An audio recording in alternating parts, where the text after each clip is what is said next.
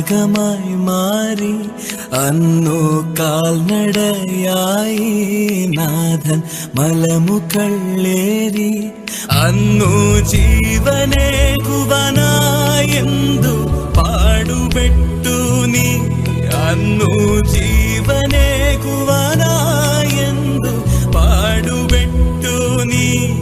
എന്റെ ജീവനായവനെ നീയൻ ആശയെന്നുമേ. കാൽവരിക്കുന്നിൽ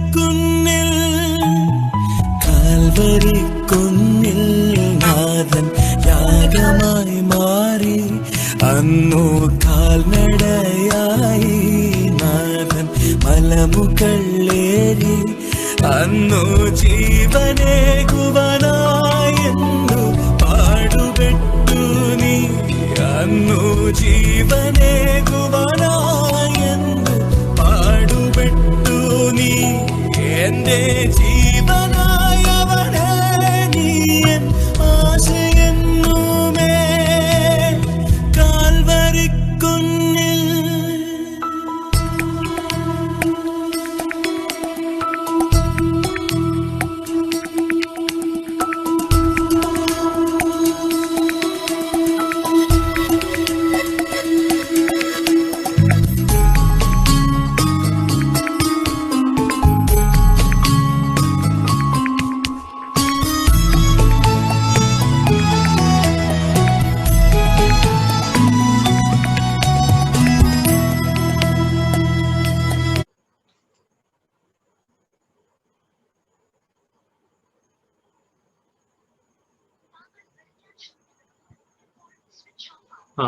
കെ എം ജോർജൻ കേൾക്കാവല്ലേ?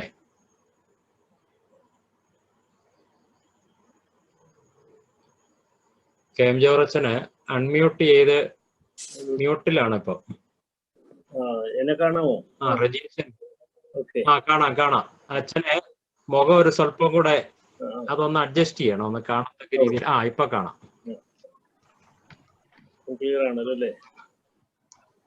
അതെ.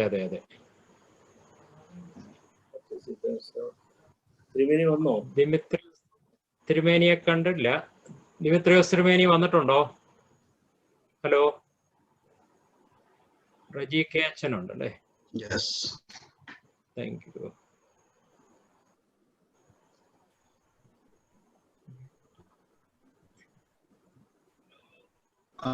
Good evening. ഞാൻ ഒരു സൂം മീറ്റിംഗ് ഇല്ല, ഞാൻ കഴിഞ്ഞിട്ട് അച്ഛനെ വിളിക്കാം. Okay, all right.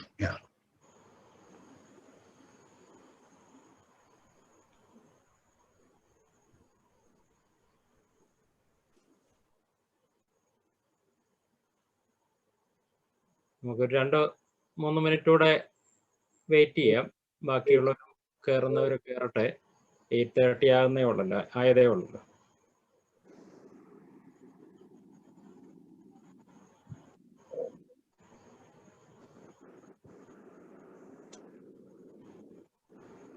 Reji Mathew അച്ഛൻ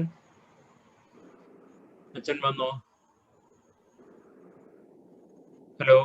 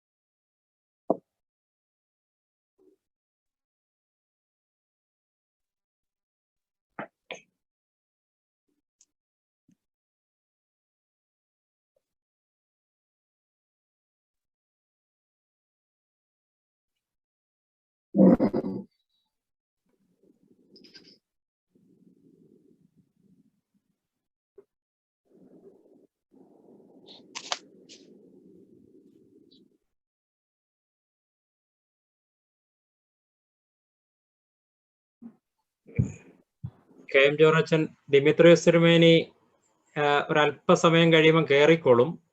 നമുക്ക് പ്രാർത്ഥിച്ച് ആരംഭിക്കാം. അപ്പൊ അച്ഛനെ അങ്ങ് പ്രാർത്ഥിച്ച് തുടങ്ങാം. നമുക്ക് തുടങ്ങാമോ? അതെ അതെ അതെ. എല്ലാവരും മറ്റ് ആളുകളൊക്കെ എത്തിയിട്ടുണ്ടോ? പേരുണ്ടോ? ജോജി അച്ഛൻ വന്നിട്ടുണ്ട്. ജോജി ഓക്കെ. അച്ഛനുണ്ട്. ദിമിത്രിയോസ് തിരുമേനി ഉടനെ തന്നെ ജോയിൻ ചെയ്യുമെന്ന് പറഞ്ഞു. എന്റെ ശബ്ദം കേൾക്കാമോ? കേൾക്കാം. നമുക്ക് ഒരു നിമിഷം ദൈവസന്നിധിയിൽ മൗനമായിരുന്ന് പ്രാർത്ഥിക്കാം.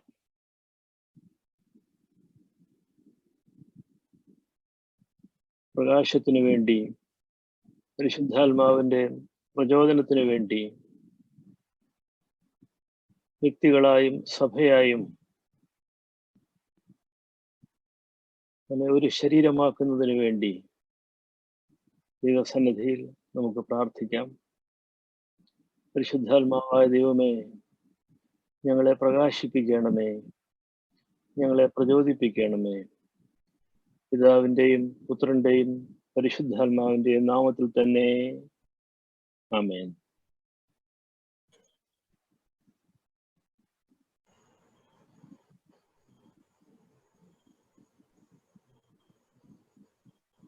ദൈവ തിരുനാമം മഹത്വപ്പെടട്ടെ.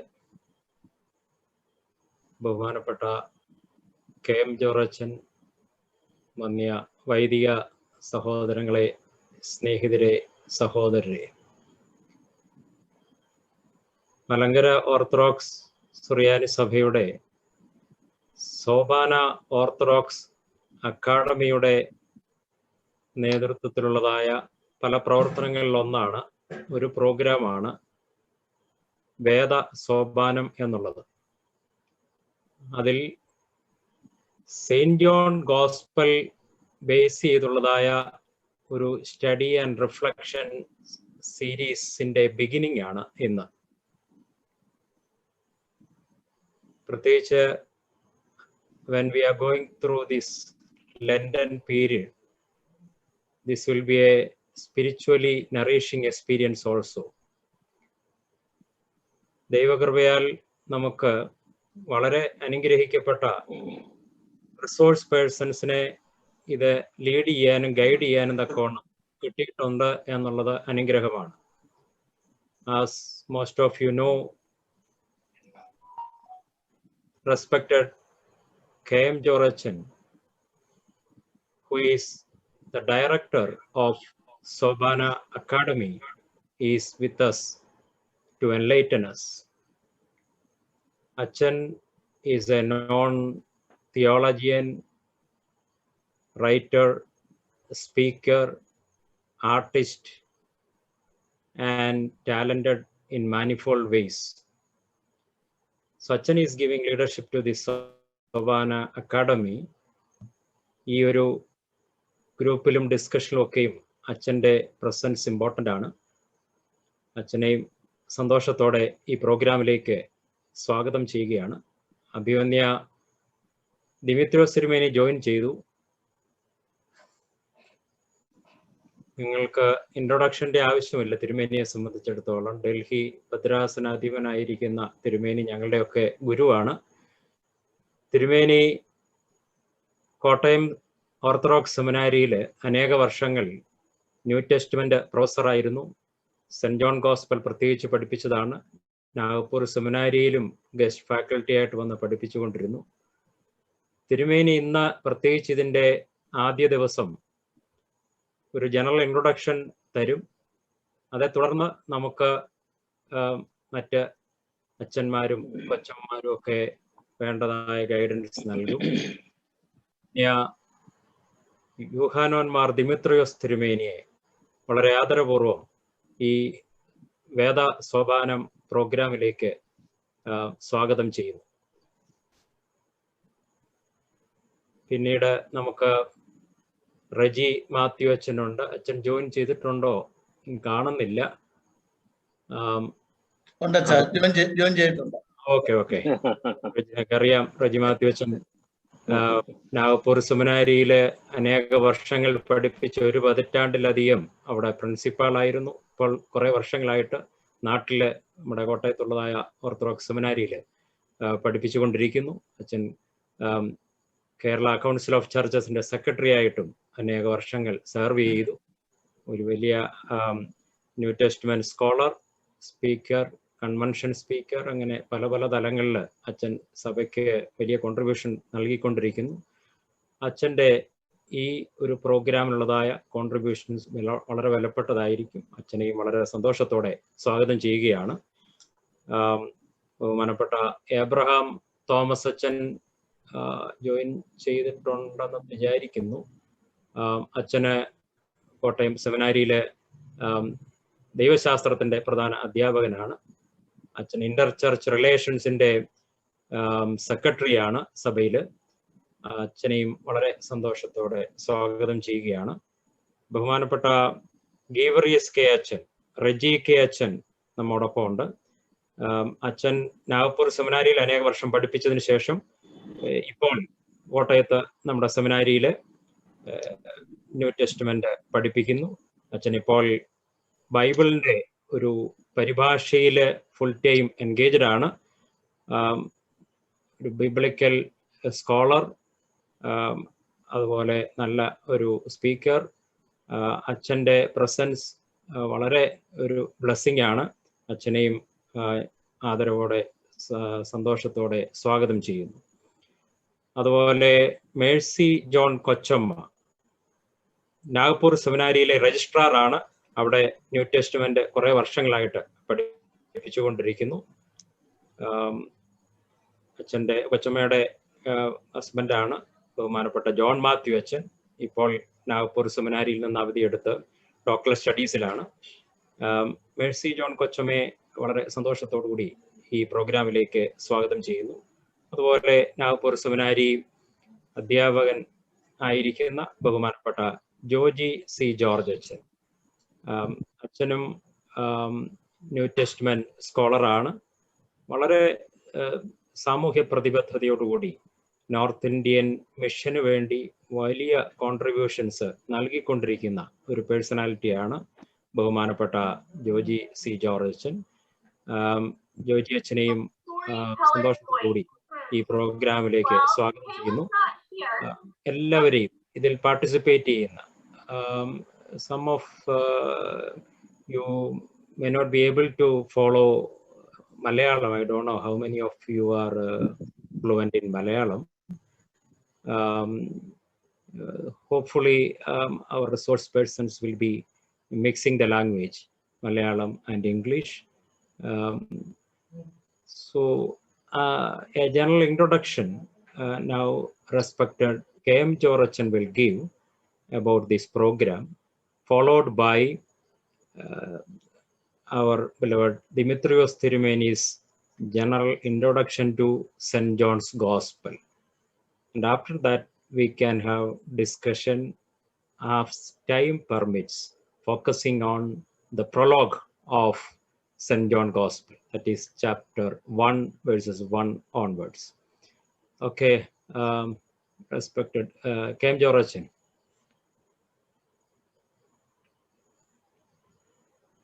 KM Jorachan, disconnected ayo? Unmute ചെയ്യാം. Can you hear me? Can you hear me? Yes. Okay. Yes. Okay. Okay. അഭിവന്യ ദിമിത്രിയോസ് തിരുമേനി, ബഹുമാന്യരായ അച്ഛന്മാരെ, ഏറ്റവും വാത്സല്യമുള്ള സഹോദരന്മാരെ, നമുക്ക് എല്ലാവർക്കും അറിയാം വേദം എന്ന വാക്കിന്റെ അർത്ഥം അറിവ് എന്നാണ്. വേദ ഈസ് നോളജ്. വേദസോപാനം എന്ന ഒരു പേരാണ് ഈ പ്രോഗ്രാമിന് നമ്മൾ കൊടുത്തിരിക്കുന്നത്. സോപാനം ചവിട്ടുപടിയാണ്, സ്റ്റെപ്പിംഗ് സ്റ്റോൺ ആണ്. സ്റ്റെപ്പിംഗ് സ്റ്റോൺസ് ടു നോളജ് എന്നാണ് വേദസോപാനം എന്നുള്ളതിന് നമുക്ക് ഇംഗ്ലീഷിൽ പറയാവുന്നത്. അപ്പൊ നമുക്ക് നമ്മുടെ ഭൗതികമായ ജ്ഞാനത്തിൽ എപ്പോഴും പടിപടിയായിട്ടാണ് നമ്മൾ അറിവ് നേടുന്നത്. നമ്മുടെ സ്കൂളിലാണെങ്കിൽ ഗ്രേഡഡ് ലെസൺസ് ആണ് അല്ലേ, 1, 2, 3 അങ്ങനെ പോയിട്ടാണ് നമ്മൾ ഹയർ നോളജിലേക്ക് എത്തുന്നത്. അത് തന്നെയാണ് ആധ്യാത്മിക ജീവിതത്തിൽ നമ്മുടെ വലിയ പിതാക്കന്മാരും ആചാര്യന്മാരും സജ്ജീകരിച്ചിരിക്കുന്നത്. നമുക്ക് ഒറ്റയടിക്ക് എല്ലാം എത്തിപ്പിടിക്കാൻ സാധിക്കുകയില്ല. ആത്മാവ് പടിപടിയായിട്ട് ഉയരണം. ആധ്യാത്മികമായ എക്സസൈസ് എല്ലാം അങ്ങനെ ഗ്രേഡഡ് ആണ്. അതുകൊണ്ടാണ് സോപാനം എന്നുള്ള വാക്ക് നാം ഉപയോഗിക്കുന്നത്. അപ്പം അറിവ് എന്ത് അറിവാണ് എന്നുള്ള ചോദ്യവും വരും. നമ്മുടെ ഭൗതികമായ ശാസ്ത്രങ്ങൾ നമ്മളെ പഠിപ്പിക്കുന്ന ഒരു അറിവുണ്ട്, നല്ല അറിവാണ്, നമുക്ക് വളരെ പ്രയോജനമുള്ളതാണ്, യാതൊരു സംശയവുമില്ല. പക്ഷേ ആ അറിവിനും അപ്പുറത്തുള്ള ഒരറിവാണ് വേദം നൽകുന്നത്. ആ അറിവിനെ കുറിച്ചാണ് നമ്മുടെ ഗുരുക്കന്മാർ നമ്മോട് സംസാരിക്കുന്നതും നമ്മെ പ്രബോധിപ്പിക്കുന്നതും. അപ്പോ വേദത്തിന്റെ അറിവ് പ്രകാശമാണ്. Knowledge is light. ആ പ്രകാശം ജീവനാണ്. Light is life. എൻ്റെ എളിയ ഒരു വായനയിൽ നിന്ന് എനിക്ക് സെന്റ് ജോൺസ് ഗോസ്പലിനെ കുറിച്ച് കിട്ടിയിരിക്കുന്ന ഒരു ചിന്ത അതാണ്. അത് വേദമാണ്, അറിവാണ്. ആ അറിവ് പ്രകാശമായി, ആ പ്രകാശം ജീവനായി നമുക്ക് ലഭിച്ചിരിക്കുന്നു. അതുകൊണ്ട് കൃപയും സത്യവും നിറഞ്ഞവനായി ഒരാൾ നമുക്കിടയിൽ പാർത്തു. Someone dwelt among us full of grace and truth. ആ മഹാസത്യത്തെക്കുറിച്ച് നമുക്ക് അറിവ് ലഭിക്കുന്ന, ആ മഹാസത്യത്തിൽ നമുക്ക് പ്രകാശം ലഭിക്കുന്ന, ആ മഹാസത്യത്തിൽ നമുക്ക് ജീവൻ ലഭിക്കുന്ന ഒരു അനുഭവമാണ് സെന്റ് ജോൺസ് ഗോസ്പൽ, 4-ാമത്തെ സുവിശേഷം നമ്മൾ പഠിക്കുമ്പോൾ നമുക്ക് ഉണ്ടാകേണ്ടത്. അത് വലിയൊരു സംഗതിയാണ്.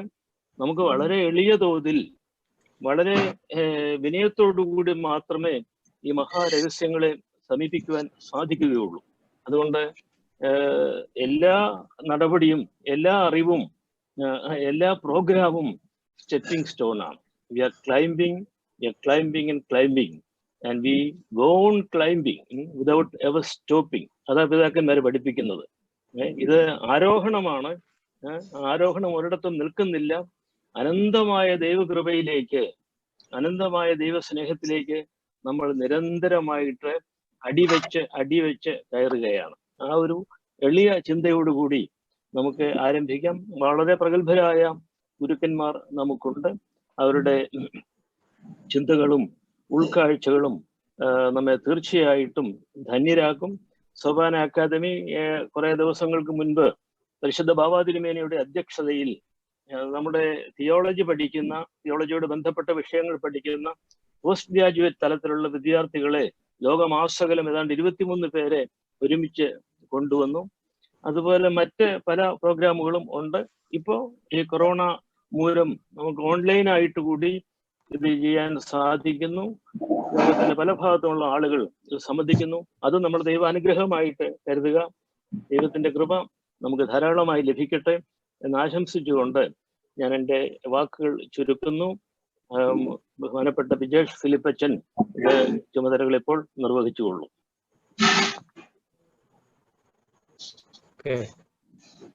Thank you, George. As a request, I request all participants to mute your devices.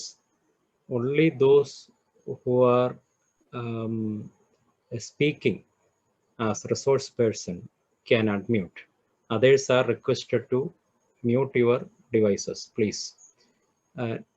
Now, most respected Dimitrios Sirmeni will enlighten us. ബഹുമാനപ്പെട്ട KM ജോർജ് അച്ഛൻ, ബഹുമാനപ്പെട്ട ബിജേഷ് അച്ഛൻ, സന്നിധരായിരിക്കുന്ന ശ്രേഷ്ഠ വൈദികരെ, സഹോദരി സഹോദരങ്ങളെ, ഇൻട്രൊഡക്ഷൻ ഒരു അല്പസമയം എടുത്തിട്ട് 1-ാം അധ്യായത്തിന്റെ കൂടുതൽ വിശദീകരണങ്ങൾ ബഹുമാനപ്പെട്ട റെജി മാത്യു അച്ഛൻ കൈകാര്യം ചെയ്യണം എന്നുള്ള ഒരു താല്പര്യമാണ് എൻ്റേത്. ആദിമ സഭയിൽ തന്നെ ഈ 4 സുവിശേഷങ്ങളുടെ വൈവിധ്യങ്ങൾ വളരെ ശ്രദ്ധേയമാണ്. അതിൽ പ്രധാനമായിട്ടും വിശുദ്ധ യോഹന്നാന്റെ സുവിശേഷമാണ് അതിൻ്റെ വ്യക്തിത്വം അത് ഒറ്റ നോട്ടത്തിൽ നമുക്ക് മനസ്സിലാക്കാൻ സാധിക്കുന്നത്. സമാന്തര സുവിശേഷങ്ങൾ ആയിരിക്കുന്ന മർക്കോസിന്റെയും വിശുദ്ധ മത്തായിയുടെയും ലൂക്കോസിന്റെയും സുവിശേഷങ്ങളിൽ നിന്നും വളരെ ശൈലിയിൽ, എഴുത്തിൽ, സംഭവങ്ങളുടെ വിവരണത്തിൽ ഇതെല്ലാം വളരെ വ്യത്യസ്തമായിട്ട് അതിനെ അവതരിപ്പിക്കുന്ന ഒരു രൂപമാണ് ഈ വിശുദ്ധ യോഹന്നാന്റെ സുവിശേഷം എന്ന് നമ്മൾക്ക് ഏവർക്കും മനസ്സിലാക്കാനായിട്ട് സാധിക്കുന്നു. ഒരു ഉദാഹരണം നമുക്ക് പറയുമ്പോൾ അവിടെ കർത്താവിന്റെ ജനനത്തെ കുറിച്ചൊന്നും പറയുന്നില്ല. കർത്താവിന്റെ പരസ്യ ശുശ്രൂഷ എന്ന് പറയുന്നത് അവിടെ നമ്മൾ സമാന്തര സുവിശേഷം കാണുന്നത് പോലെയല്ല.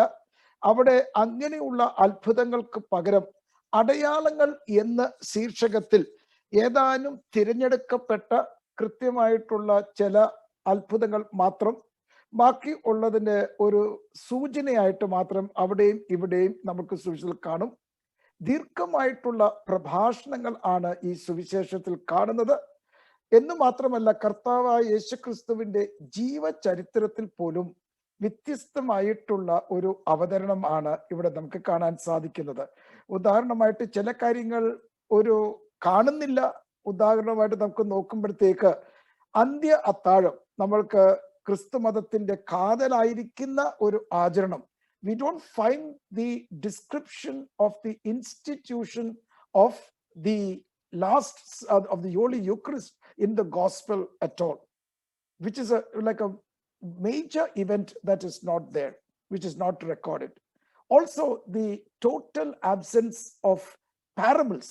ഇല്ല, നമ്മൾക്ക് സമാന്തര സുവിശേഷം നോക്കുമ്പോഴത്തേക്ക് കർത്താവ് പഠിപ്പിക്കുന്നതായിട്ടുള്ള ഒരു പ്രധാന ഒരു രീതി എന്ന് പറഞ്ഞ ഉപമകളിൽ കൂടിയ ഒരു പക്ഷേ ഈ യോഹന്നാന്റെ സുവിശേഷത്തിൽ 15-ാം അധ്യായത്തിൽ 1 തൊട്ട് 11 വരെയുള്ള കാണുന്ന വാക്യങ്ങളെ ഒഴിവാക്കുവാണെങ്കിൽ ഉപമകൾ എന്ന് പറഞ്ഞിരിക്കുന്നതായിട്ടുള്ള സംഭവം ഈ സുവിശേഷത്തിൽ കാണുന്നില്ല.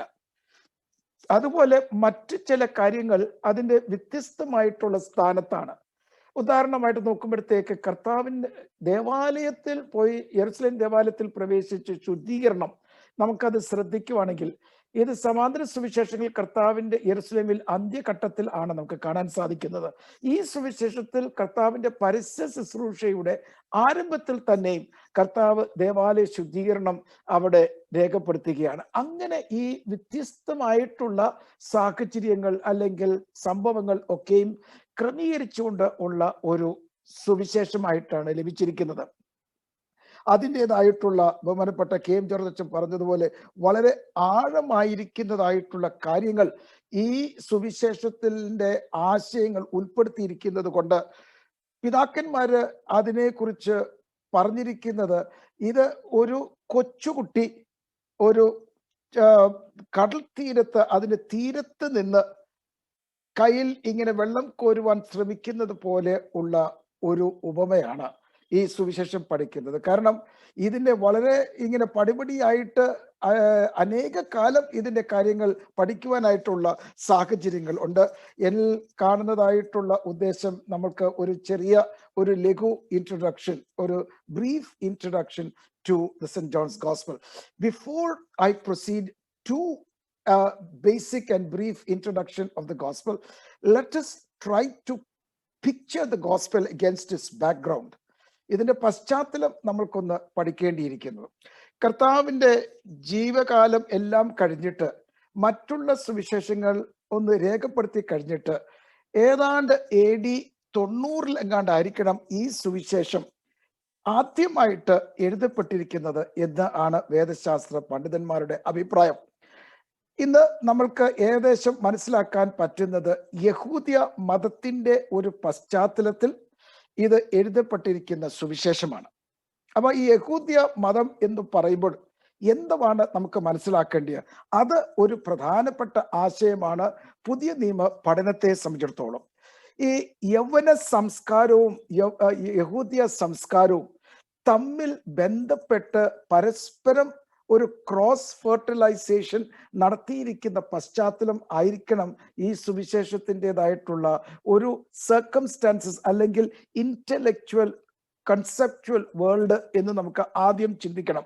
നമുക്ക് പലപ്പോഴും ഒന്ന് ചിന്തിക്കുന്നത് യഹൂദിയ മതം ഒരു ഒറ്റ കല്ലിൽ നിന്നും കൊത്തിയെടുത്തിരിക്കുന്ന മതം പോലെയാണ് നമ്മുടെ മനസ്സിൽ കാണുന്നത്. പക്ഷേ അതിനെ കാര്യമായിട്ടും അത് ഗൗരവമായിട്ടും ഇന്നത്തെ വേദശാസ്ത്ര പണ്ഡിതന്മാര് വ്യത്യസ്തമായിട്ടുള്ള ഒരു ചിത്രമാണ് നമുക്ക് തരുന്നത്. വളരെ അധികം വൈവിധ്യങ്ങൾ നിറഞ്ഞിരിക്കുന്നതായിട്ടുള്ള ഒരു മതം ആയിരുന്നു ഈ യഹൂദിയ മതം എന്ന് പറഞ്ഞിരിക്കുന്നത്. ഒന്ന്, നമ്മൾക്ക് മനസ്സിലാക്കണം, കാനോൻ എന്ന് പറഞ്ഞിരിക്കുന്നതായിട്ടുള്ള ആശയം അത് വികസിച്ചുകൊണ്ടിരിക്കുന്നത് ഒരു കാലഘട്ടമാണ്. കർത്താവിന്റെ പരസ്യ ശുശ്രൂഷ പോലും യഹൂദിയ മതത്തിന്റെ പഴയ നിയമം എന്നുള്ള കാനോൻ അതിനെ നിശ്ചിതമാക്കിയിരുന്നില്ല എന്ന് വളരെ വ്യക്തമാണ്. ആദ്യത്തെ 2 ഭാഗം മോശയുടെ 5 പുസ്തകങ്ങളും അതുപോലെ പ്രവാചകന്മാരുടെ ആ പുസ്തകങ്ങളും അത് രണ്ടും ഏകദേശം തീരുമാനിച്ചിട്ടുണ്ടെങ്കിലും ഈ റൈറ്റിംഗ്സ് എന്ന് പറഞ്ഞിരിക്കുന്ന അവസാനത്തെ ഭാഗം അത് ഡിഫൈൻ ചെയ്തിട്ടില്ലായിരുന്നു ഏതൊക്കെ പുസ്തകങ്ങളാണ് ഈ കാനോനകത്ത് ഉൾപ്പെടുത്തിയിരിക്കുന്നത്. വളരെ വൈകിയാണ് ക്രിസ്തുമതം ഉണ്ടായിക്കഴിഞ്ഞിട്ടാണ് യഹൂദിയ മതത്തിന്റെ കാനോൻ ശരിക്കും അത് തീരുമാനിച്ചിരിക്കുന്നത്. അത് ഒരു പ്രധാനപ്പെട്ട ആശയം നമ്മൾ മനസ്സിൽ കരുതിയിരിക്കേണ്ടത്. അതുകൊണ്ട് കർത്താവ് മിക്കവാറും സമാന്തരത്തിൽ പറയുന്നത് ന്യായപ്രമാണവും പ്രവാചകന്മാരും ഈ 2 സെക്ഷൻസ് മാത്രമേ കാനോനിൽ നമുക്ക് അതിനകത്ത് കാനോനികമായിട്ട് അവർ കരുതിയിരുന്നുള്ളൂ. 2 എന്ന് പറഞ്ഞിരിക്കുന്നത് യഹൂദ മതത്തിൽ വളരെയധികം വൈവിധ്യങ്ങൾ ഉണ്ടായിരുന്നു, വ്യത്യസ്തമായിട്ടുള്ള കാഴ്ചപ്പാടുകൾ ഉണ്ടായിരുന്നു. നമുക്ക് സാധാരണയായിട്ട് അറിയുന്നത് സാദോക്യര്, പരീശന്മാര്, പിന്നെ ശാസ്ത്രിമാര്, ഇങ്ങനെയുള്ളവരുടെ വ്യത്യസ്തമായിട്ടുള്ള കാഴ്ചപ്പാടുകൾ ഉണ്ടായിരുന്നു. ഉദാഹരണമായിട്ട് പറയുമ്പോൾ സാദോക്യര് അവര് പിന്നെ ന്യായപ്രമാണം മാത്രമേ അവര് ആധികാരികമായിട്ട് സ്വീകരിച്ചിരുന്നുള്ളൂ, പുനരുത്ഥാനത്തിൽ വിശ്വസിച്ചിരുന്നില്ല. പരീശന്മാർക്ക് അവർക്ക് അല്പം കൂടി വിശാലമായ കാഴ്ചപ്പാടായിരുന്നു വിശുദ്ധ ഗ്രന്ഥങ്ങളെ കുറിച്ച്. പുനരുത്ഥാനത്തിൽ അവരുടെ വിശ്വാസത്തിന്റെ ഒരു ഭാഗമായിട്ട് കണക്കാക്കിയിരുന്നു. എന്ന് മാത്രമല്ല, ഈ ന്യായപ്രമാണത്തിന്റെ പല വിഷയങ്ങളും അന്ന് ചോദ്യം ഇങ്ങനെ ചോദിച്ചിരിക്കുന്നതാണ്. എങ്ങനെയാണ് നമ്മൾക്ക് ഈ മോശയുടെ ന്യായപ്രമാണങ്ങളെല്ലാം കാലാകാലങ്ങളിൽ ഉണ്ടായിരിക്കുന്ന വ്യാഖ്യാനങ്ങൾ എല്ലാം അതിൻ്റെ നിയമങ്ങളും എല്ലാം ഒന്ന് സംഗ്രഹിച്ചിട്ട് സംക്ഷിപ്തമായിട്ട് നമ്മൾക്ക് ആചരിക്കുവാനും അതിനെ മനസ്സിലാക്കുവാനും എങ്ങനെയാണ് സാധിക്കുന്നത് എന്ന് ഒരു വലിയ പ്രധാനപ്പെട്ട ചോദ്യമായിരുന്നു. 2 ചില മറ്റുള്ള സാമൂഹ്യ വിഷയങ്ങൾ, വിവാഹമോചനം, എങ്ങനെയാണ് നമ്മൾക്ക് ന്യായപ്രമാണത്തിനെ നമുക്ക് മനസ്സിലാക്കേണ്ടത്, ഇങ്ങനെയൊക്കെ വളരെ തീവ്രമായിട്ട് ചർച്ച ചെയ്തുകൊണ്ടിരിക്കുന്നതായിട്ടുള്ള കാലഘട്ടം. അതിൽ പലതരത്തിലും ഉള്ള വൈവിധ്യങ്ങൾ ഒരുമിച്ച് കൂടുമായിരുന്നു. നമ്മൾ സാധാരണയായിട്ട് കാണുന്നത് ഒരു മശിയായെ കുറിച്ചാണ് യഹൂദിയ മതത്തിൽ നമ്മൾക്ക് സാധാരണയായിട്ട് നമ്മൾ കേൾക്കുന്നത്. പക്ഷേ അന്നത്തെ കാലഘട്ടത്തിൽ ഏതാണ്ട് 3 പ്രധാനപ്പെട്ട ഈ രക്ഷകന്മാരെ കുറിച്ച് അവർ കാഴ്ചയുണ്ടായിരുന്നു. യോഹന്നാന്റെ സുവിശേഷത്തിൽ 1-ാം അധ്യായത്തിൽ തന്നെ അത് വ്യക്തമാണ്. ഒരു കൂട്ടർ വിശ്വസിച്ചിരുന്നത് ഏലിയാവിന്റെ വരവിനെ കുറിച്ച്, മലാക്കി പ്രവാചകന്റെ 4-ാം അധ്യായത്തിന്റെ 5-ാം അധ്യായത്തെ ആസ്പദമാക്കിക്കൊണ്ട് പറയുന്നത്. 2 എന്ന് പറഞ്ഞിരിക്കുന്നത് ദാവീദിന്റെ വംശത്തിൽ നിന്നും ഒരു രക്ഷകൻ വരും. 2 ശമൂവേൽ 12 എൻ്റെ ഓർമ്മ ശരിയാണെങ്കിൽ പറയുന്നത്, നിന്റെ വംശത്തിൽ നിന്നും എപ്പോഴും സിംഹാസനത്തിന് മേൽ ഇരിക്കാൻ വേണ്ടി നിനക്ക് സന്താനം ഉണ്ടാകും എന്ന ദൈവത്തിന്റെ വാഗ്ദാനം ആസ്പദമാക്കിക്കൊണ്ട് അന്ത്യനാളിൽ ഒരു രക്ഷകൻ ദാവീദിന്റെ വംശത്തിൽ നിന്ന് വരും എന്ന ഒരു കാഴ്ചപ്പാടുണ്ടായിരുന്നു. അതുപോലെ തന്നെ ഈ ചാവുകടൽ ചുരുളുകളിൽ നിന്നും, ഡെഡ് സീ സ്ക്രോൾസ് എന്ന് പറഞ്ഞിരിക്കുന്നതായിട്ടുള്ള ആ ഒരു കൃതികളിൽ നിന്നും മനസ്സിലാക്കുന്നത് 2 മശിയ അവർ പ്രതീക്ഷിച്ചിരുന്നു. ഒന്ന് ദാവീദിന്റെയും ഒന്ന് അഹറോനിയ വംശത്തിൽ നിന്നും വരുന്നത്. അങ്ങനെ നമുക്ക് നോക്കുമ്പോഴത്തേക്ക് യോഹന്നാന്റെ സുവിശേഷം 1-ാം അധ്യായത്തിൽ തന്നെ യോഹന്നാൻ സ്നാപകനടുക്കൽ ചോദിക്കുന്നുണ്ട് 3 തരത്തിലുള്ള ചോദ്യങ്ങൾ. നീ വരുവാനിരിക്കുന്നവനോ, നീ മശിയായാണോ എന്നൊക്കെ. ഇതൊക്കെ നമ്മൾ മനസ്സിലാക്കേണ്ടത് ഈ അന്നത്തെ കാലത്ത് യേശു ഒരു രക്ഷകനെ കുറിച്ച് there was a lot of discussion and anticipations. So the general concept that there was only one savior or redeemer expected is not the correct understanding of the conceptual അല്ലെങ്കിൽ the background understanding of the gospel, especially the gospel of John. And then we also have to understand that there were varying degrees of observances. ഇപ്പോൾ ഒരു ഉദാഹരണം നമുക്ക് നോക്കുവാണെങ്കിൽ യോഹന്നാന്റെ സുവിശേഷത്തിൽ കർത്താവിനെ കുരിശിൽ തറയ്ക്കുന്നത് ഏത് ദിവസമാണ് എന്ന് ഇന്നും ഒരു ചർച്ചയായിട്ട് കിടക്കുക. കാരണം യോഹന്നാന്റെ സുവിശേഷത്തിൽ കർത്താവിനെ കുരിശിൽ തറയ്ക്കുന്നത് ഏതാണ്ട് പെസഹ ആചരിക്കുന്ന സമയത്ത്, വ്യാഴാഴ്ചയാണ്, വെള്ളിയാഴ്ചയല്ല കർത്താവിനെ കുരിശിൽ തറയ്ക്കുന്നത്.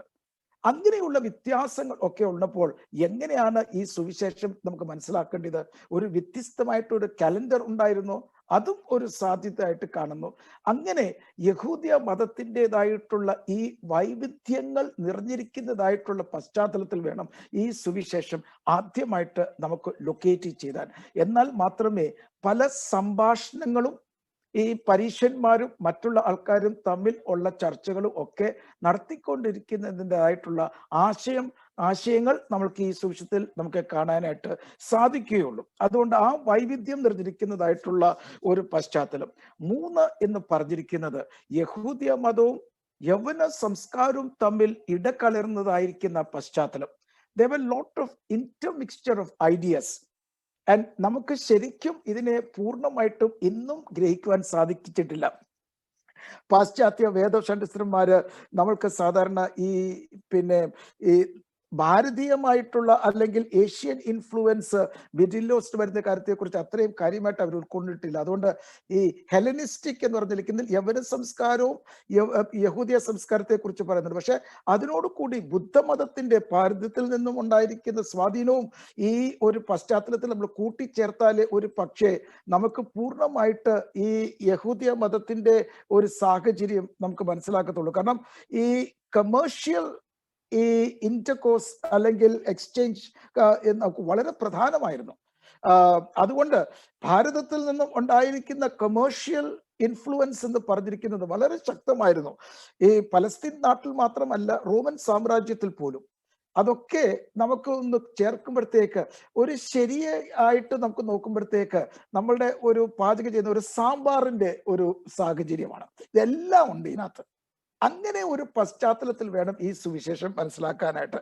അങ്ങനെ പെട്ടെന്ന് നമ്മൾക്ക് ഈ ഒരു ആത്മീയമായിട്ടും ഈ പിന്നെ പലതരത്തിൽ ഉള്ള ആശയങ്ങൾ ഇടകലക്കുന്നത് മതപരമായിട്ടും ഒക്കെ വരുന്നതായിട്ടുള്ള പശ്ചാത്തലത്തിലുള്ള ഒരു യഹൂദയ പശ്ചാത്തലം ആണ് ഈ സുവിശേഷത്തിൻ്റെത് പറയുന്നത്. ഈ സുവിശേഷം ആരാണ് എഴുതപ്പെട്ടിരിക്കുന്നത്, ആരാണ് എഴുതിയിരിക്കുന്നത്? സമാന്തര സുവിശേഷങ്ങൾ നമുക്ക് കൃത്യമായിട്ട് പറയാൻ പറ്റും. ഇത് മത്തായി, ശ്ലീഹ, മർക്കോസ്, എവങ്കേലിയോസ് അല്ലെങ്കിൽ ലൂക്കോസ്. ഈ സുവിശേഷത്തെക്കുറിച്ച് നമ്മൾക്ക് അങ്ങനെ പെട്ടെന്ന് ഒരു ഒറ്റ വ്യക്തിയായിട്ട് പറയാനൊക്കത്തില്ല. സഭയുടെ ആദ്യത്തെ പാരമ്പര്യം എന്ന് പറഞ്ഞിരിക്കുന്നത് ഇത് വിശുദ്ധ യോഹന്നാൻ ശ്ലീഹ ആയിട്ടാണ് ഇതിനെ കാണുന്നത്. അദ്ദേഹം വളരെ വൈകിയാണ് അല്ലെങ്കിൽ പ്രായത്തിലാണ് അദ്ദേഹം കാലം ചെയ്യുന്നത്. എഫെസോസിൽ വെച്ച് കാലം ചെയ്തു എന്ന് ഒരു പാരമ്പര്യം പറയുന്നു. പക്ഷേ ഈ സുവിശേഷത്തിന്റെ ആദ്യത്തെ പതിപ്പ് വിശുദ്ധ യോഹന്നാൻ ശ്ലീഹായിൽ നിന്നും ലഭിച്ചിരിക്കുന്നുണ്ടായിരുന്നു. അത് കഴിഞ്ഞിട്ട് ഇത് ഒരു ഏതാനും ചില അധ്യായങ്ങൾ ഇപ്പൊ നമ്മൾ കാണുന്നത് ഇത് കൂട്ടിച്ചേർത്തതായിട്ട് നമുക്ക് ശ്രദ്ധിക്കാൻ സാധിക്കും. ഉദാഹരണമായിട്ട് നമ്മൾക്ക് 19-ാം അധ്യായത്തിന്റെ 34-ാം വാക്യം, ഇത് കണ്ടവൻ സാക്ഷീകരിക്കുന്നു, അവന്റെ സാക്ഷ്യം സത്യമാണെന്ന് ഞങ്ങൾക്കറിയാം.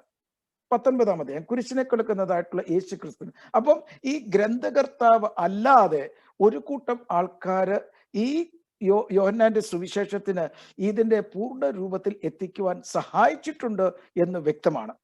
എന്ന് മാത്രമല്ല, നമുക്ക് 21-ാം അധ്യായത്തിന്റെ 24-ാം വാക്യത്തിലും ഇതേപോലെ ഒരു പ്രയോഗം അവിടെ കാണുന്നു.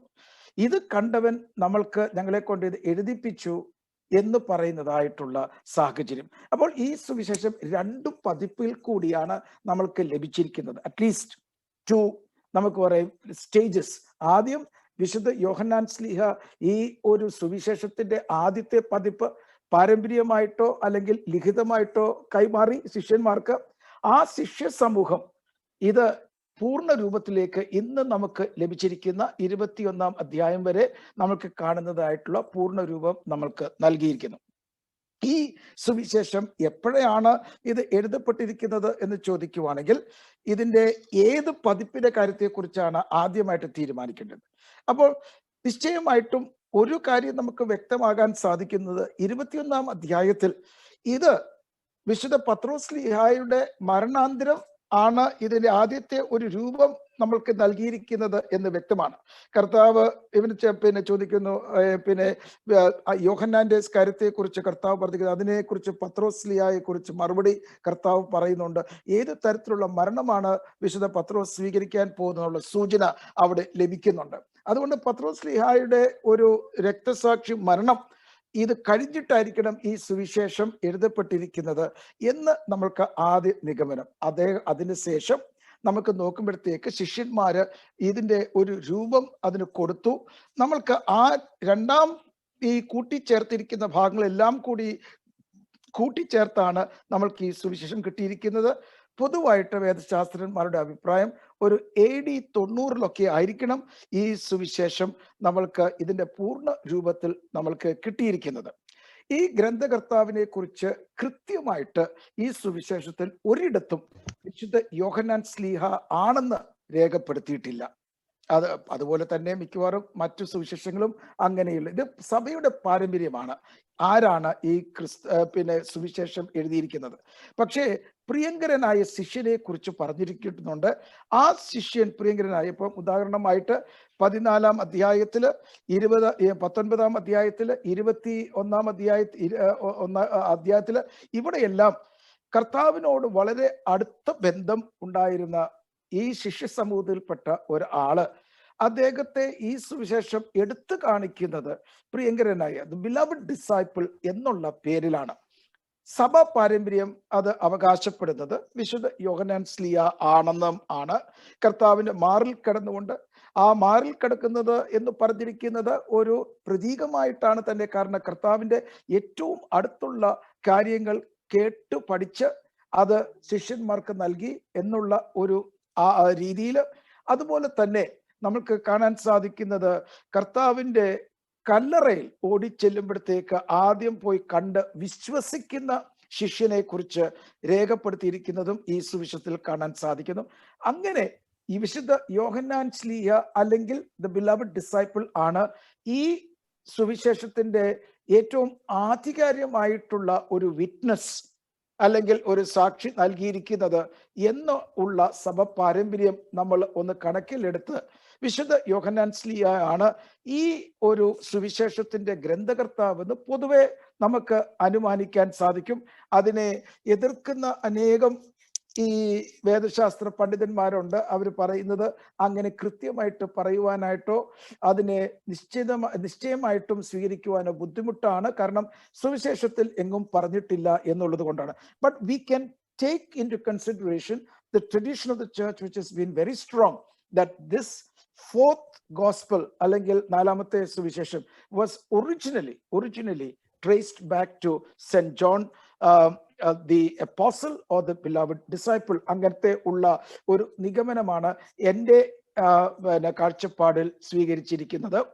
ഇത് എങ്ങനെയാണ് ഇത് എഴുതപ്പെട്ടിരിക്കുന്നത് എന്ന് ചോദിക്കുവാണെങ്കിൽ, ഇത് ആദ്യമേ നമുക്ക് നോക്കുവാണെങ്കിൽ ഇത് യോഹന്നാന്റെ സമൂഹത്തിന് വേണ്ടി ഈ സുവിശേഷം ആദ്യമായിട്ട് എഴുതപ്പെട്ടു. പിൽക്കാലത്ത് അല്പം കൂടി ഒരു വിശാലത അവിടെ കാഴ്ചപ്പാടിൽ വന്നപ്പോൾ ലോകത്തെ മുഴുവനും ഈ സുവിശേഷം അറിയിക്കുവാൻ തക്കവണ്ണം ഈ ഒരു സുവിശേഷത്തിന്റെ ഒരു ഉദ്ദേശം നമുക്കിത് കാണാൻ സാധിക്കുന്നുണ്ട്.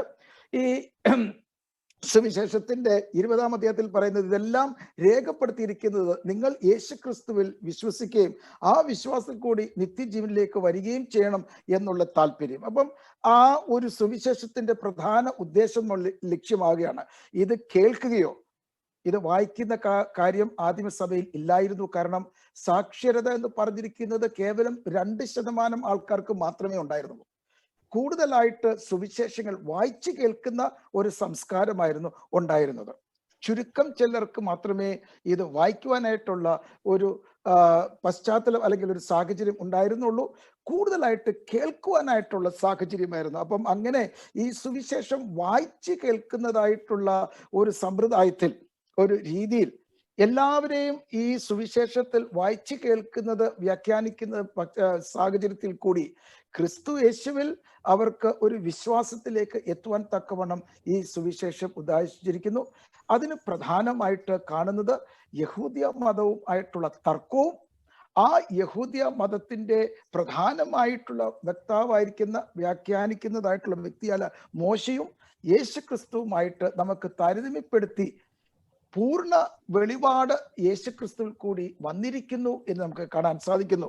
1-ാം അധ്യായത്തിൽ തന്നെ പറയുന്നുണ്ട്, മോശയിൽ കൂടിയാണ് നമുക്ക് ന്യായപ്രമാണം കിട്ടിയിരിക്കുന്നത്, പക്ഷേ കർത്താവിൽ കൂടിയാണ് സത്യവും തേജസ്സും ഒക്കെ നമ്മൾ കണ്ടെത്തിയിരിക്കുന്നത് എന്ന് വളരെ വ്യക്തമായിട്ടുണ്ട്. അതുപോലെ തന്നെ അത് പറയുന്നുണ്ട്, ആരും തന്നെയും പിതാവിനെ കണ്ടിട്ടില്ല, തൻ്റെ മാറിലിരിക്കുന്ന ഏകജാതൻ മാത്രമാണ് ഈ പിതാവിനെ വെളിപ്പെടുത്തി തരുന്നത്.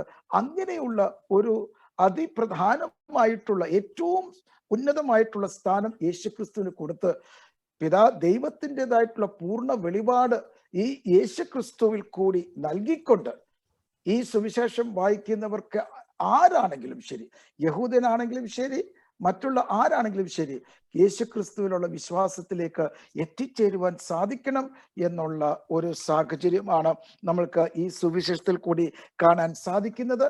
അങ്ങനെ ഒരു ലഘു ഒരു ഇൻട്രൊഡക്ഷൻ ഞാൻ ഇപ്പോൾ നൽകിക്കൊണ്ട് ഞാൻ എൻ്റെ ഒരു ഇൻട്രൊഡക്ഷൻ ഇവിടെ ഞാൻ ഒന്ന് കൺക്ലൂഡ് ചെയ്യുവാണ്. എന്തെങ്കിലും കൂടുതലായിട്ട് ഇപ്പോൾ അതിനോട് ആഡ് ചെയ്യണമെങ്കിൽ ബഹുമാനപ്പെട്ട റെജി മാത്യു അച്ഛനും റെജി കെ അച്ഛനും മേഴ്സി കൊച്ചമ്മയ്ക്കും കൂടെ ഒന്ന് സപ്ലിമെന്റ് ചെയ്യാനായിട്ട് ഈ ഒരു സമയം കൂടി കരുതുകയാണ്. എന്തെങ്കിലും ചോദ്യങ്ങൾ ഉണ്ടെങ്കിൽ അതോടുകൂടി നമുക്ക് അത് കൂട്ടി അത് ഹാൻഡിൽ ചെയ്യാനായിട്ട് സാധിക്കും. തിരുമേനി, ചോദ്യങ്ങൾക്ക് നമുക്ക് അവസാന ഭാഗത്ത് സമയമെടുക്കാം. ഇപ്പം ഈ പറഞ്ഞ ബ്രീഫ് ഇൻട്രൊഡക്ഷനെ കോംപ്ലിമെന്റ് ചെയ്ത് ആഡ് ചെയ്ത് എന്തെങ്കിലും ആർക്കെങ്കിലും റിസോഴ്സ് പേഴ്സൺസിന് പറയാനുണ്ടെങ്കിൽ ആ ടൈം എടുക്കാം. ഇൻ ഹിസ് ബ്രീഫ് ടോക്ക്, തിരുമേനി described about the general context, Jewish religion and also Greek culture, that context of the gospel, and also explained about the authorship, timing and the purpose of this gospel, and also that emphasis on the centrality of Jesus Christ, the importance of faith in Jesus Christ. That is a focus of this gospel. Okay, Raji Matthew Achan, please. Thank you വിജയഷിച്ച. അഭിനന്ദ തിരുമേനി വളരെ ഭംഗിയായി കുറഞ്ഞ സമയം കൊണ്ട് ഒരു broad ആയിട്ടുള്ള introduction നമുക്ക് തന്നു. I just want to add 1 or 2 points. What do you mean by a gospel എന്നുള്ളത് ചോദ്യം ഇവിടെയും നമുക്ക് ചോദിക്കേണ്ടതായിട്ടുണ്ട്. പല ആളുകൾക്കും ഈ ഗോസ്പൽ എന്ന് പറഞ്ഞാൽ യേശുവിൻ്റെ ഒരു ജീവചരിത്രമാണ് എന്നൊരു തെറ്റിദ്ധാരണ നമ്മുടെ ഇടയിലുണ്ട്. പക്ഷെ ഇവിടെ ചാപ്റ്റർ 20-24ലും 20-31ലും ചാപ്റ്റർ 21-24ലും വളരെ വ്യക്തമായിട്ട് പറയുന്നുണ്ട്, it is not my intention to describe everything about Jesus. അതല്ല എൻ്റെ ഉദ്ദേശം. എൻ്റെ ഉദ്ദേശം യേശുക്രിസ്തു ദൈവപുത്രനായ മശിഹയാണ് എന്ന് തെളിയിക്കാൻ വേണ്ടി I have selected some items from the life and works of Jesus and I present these things to you. എന്ന് ഒരു എഡിറ്റോറിയൽ നോട്ട് പോലെ നമുക്ക് ചാപ്റ്റർ 20-31ലും 21-24ലും വായിക്കാം. And Trimeni has explained us about the beloved disciple. അത് ഒറ്റ നോട്ടത്തിൽ ഇവിടെ ആദ്യം നമുക്ക് തോന്നുന്ന ഒരു ചിന്ത, it is written by John, the beloved disciple എന്നുള്ളതാണ്. ബ്രോഡായിട്ട് ഈ ബുക്കിനെ ഒന്ന് നമ്മൾ ഡിവൈഡ് ചെയ്യുകയാണെങ്കിൽ ഒരു 4 ഭാഗമായിട്ട് പറയേണ്ടത്. Chapter 1-18 it should be the prologue. അതാണ് ഇതിന്റെ ഒരു ആമുഖം എന്ന് പറയുന്നത്. തിയോളജിക്കൽ ഇൻട്രൊഡക്ഷൻ ആണ്.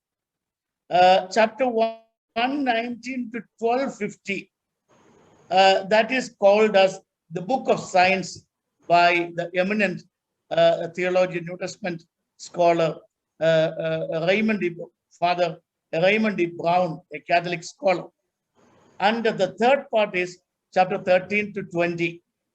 That is called as the book of glory. And then the last part, that is chapter 21, it is the epilogue, Upasamhara.